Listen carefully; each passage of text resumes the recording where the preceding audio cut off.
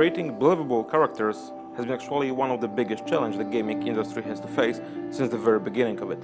Because, I'm not talking here about the visual aspect, about the polygons, textures, and the things you see in the game, but I'm talking about things that are happening here in the head.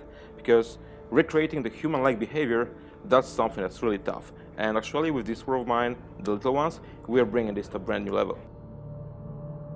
In the original game, we had only 12 playable characters.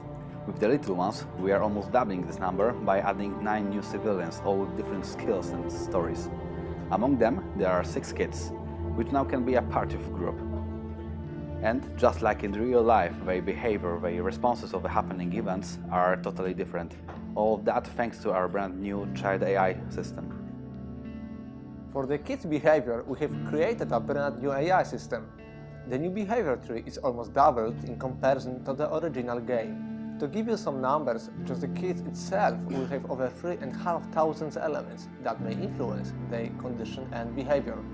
There are over 10 million characters in the codes responsible for AI, which I can tell you is a lot. Will you stop for a moment and try to cheer them? Or just tell them, it's a life kid, deal with it. All the things you will do and things that will happen in the game will change the way they see war. Will you preserve their innocence, or they will be a part of the horror? It all depends on you. In this world of mine, children are very fragile. They can't go scavenging on their own, for example, because they're simply too small. But on the other hand, you might be teaching them many useful tasks. For example, you might teach them how to collect water, take care of the ill or the wounded.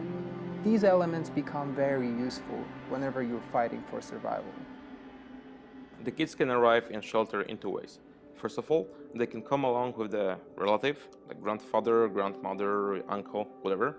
And the second option, they arrive on their own.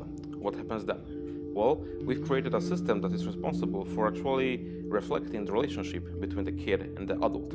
So each time the kids want to play or talk or just interact with that person, if you decide that person should dedicate his or her time to do that, they create a special bond and emotional attachment between the kid and the adult.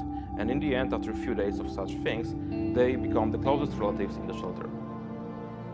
Being a parent means complex relationship between you and your child, and sometimes this is sadness, on the contrary, sometimes this is happiness, but everything is all around child's innocence.